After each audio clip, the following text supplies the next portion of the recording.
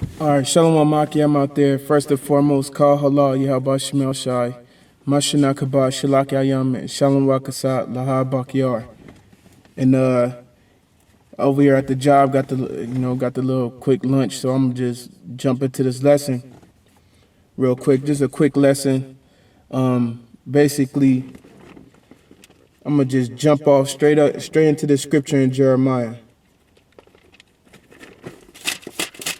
Because, hey, the scripture talk about every brother, every dude that come to this truth, every brother that seem to find their way to understanding what the truth is.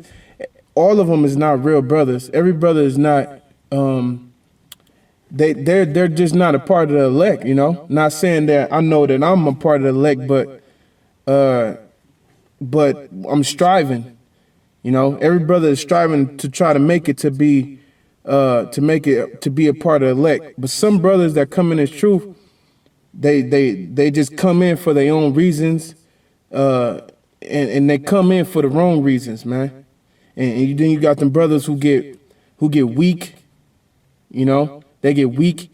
You try to restore them, but they just not a part of the elect. And this is Jeremiah 9:4. Take ye heed every one of his neighbor, and trust ye not in any brother, for every brother will utterly supplant, and every neighbor will walk with slanders. You know, and when you come in this truth, man, this ain't a thing of getting emotionally attached to the next man, like to the point where you putting that brother over the Most High's ways, his laws, his obedience. You know, because you got them brothers who come in, and it's like this is some type of a brotherhood that overpowers the obedience of the Most High.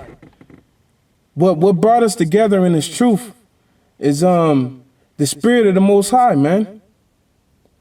Majority of brothers in every single camp, I can speak for our camp, we ain't known each other no longer than 2007 or 2008 more rather, unless you were family, you know, or you was partners in the world.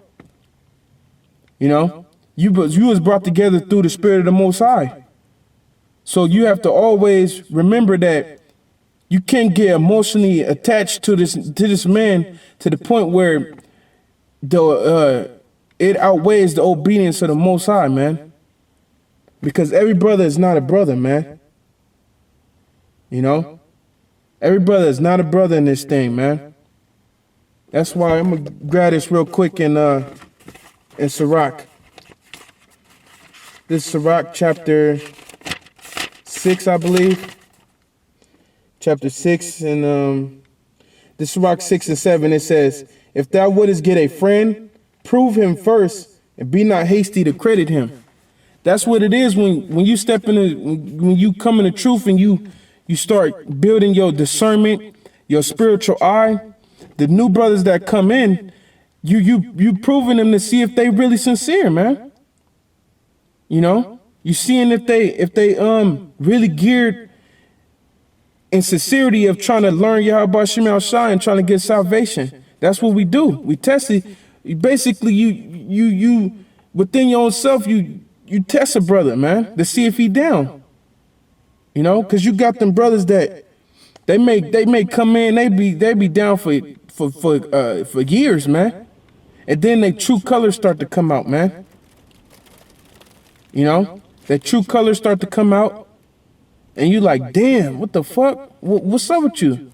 What's up with you, man? You try to restore them in the spirit of meekness, but they just was never down for this thing, man. So it ain't about getting emotionally attached to the next man, because for all you know, that man is he coming in just to receive a judgment of being a dude who fell out the truth, you know. You know, because you got these guys. I want to read this in Jeremiah 2, the book of Jeremiah. You got these guys who they usually they falling out, they complaining too damn much, man. This is too hard. This is that. Hold on real quick, man. A lot of guys forget that James, before I go to that scripture in Jeremiah, a lot of guys forget that James said this, man.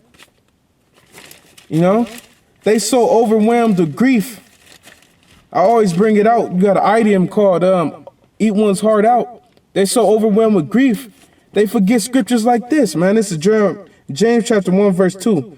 My brethren, count it all joy when you fall into diverse temptations, knowing this, that the trying of your faith worketh patience. They forget to count it joy, man. Yet Hebrews 12 chapter 12 and 11 say chastisement doesn't feel good for the present time. But what did it say at the second half of that verse? It said, but you shall yield a peaceable fruit of righteousness. Something profitable was going to grow in you, man.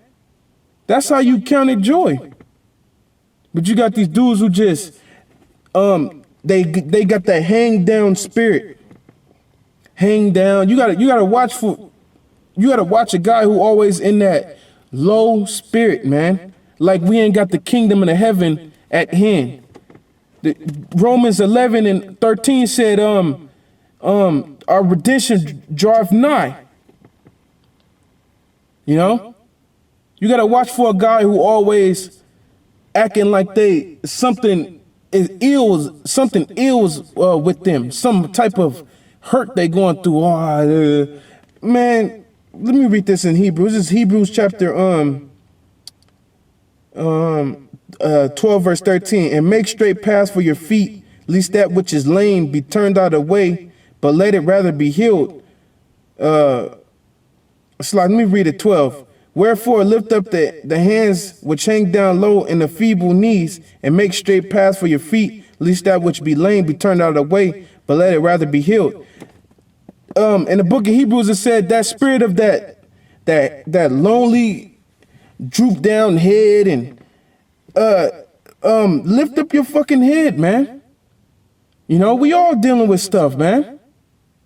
And that's a joyful thing to know that what I'm dealing with, I'm not just going through it by myself, but not only just my camp of the LA, Great Millstone, Los Angeles camp, but brothers around the world is going through it too, man. It's 144,000 brothers dealing with all type of fucking bullshit of this world, man. It ain't just you. You know? That's why I say you gotta watch out for a guy like that, man. You didn't count the cost. This is what it is, man. This is what it's saying Ezekiel, real quick. This is in the book of Ezekiel, chapter 2, verse 10. And he spread it before me, and was written within and without. And there was written therein lamentation, mourning, and woe. That's what this book is about, man. Lamentation, mourning, and woe. You got these dudes that they love that sweetness, the sweetness that John in the book of Revelations was being revealed to was getting revealed to him. They love that sweetness, but then when the bitterness come, these dudes fucking they weak. When the hardness come, when the hardness come, that's when you're supposed to be the most focused, man. You know? But you got these guys, they forget to flow with the spirit of Yahweh Shema Shai, man, and just deal with it. Just deal with it until the Lord come back. That's why I say watch out for a guy who always trying to act sad and shit, man. Like the Most High just put us in his truth, told us only bad things was gonna happen to us. It didn't tell us that nothing good was gonna come out of it. You know? And this is Jeremiah chapter 12, verse 5. Because Jeremiah, the Most High had to cuss Jeremiah out when he got into that complaining, too much complaining. You know? We complain to the Most High, but it's a balance to all things, man. This is Jeremiah 12 and 5. If thou hast run This is Jeremiah. He praying to the Lord, talking about I'm gonna read 12 and 4. I'm gonna start at 4. This is Jeremiah. How long shall the land mourn and the herbs of every field wither for wickedness of them that dwell therein? The beasts are consumed, and the birds, because they said, he shall not see our last end. This is him mourning to the Most High. It says, and this is the Most High reply to Jeremiah. It says, if thou hast run with the feet men, and they have wearied thee, then how canst thou contend with horses, man? If you can't deal with the things that you got to deal with now, how you gonna deal with horses or powers?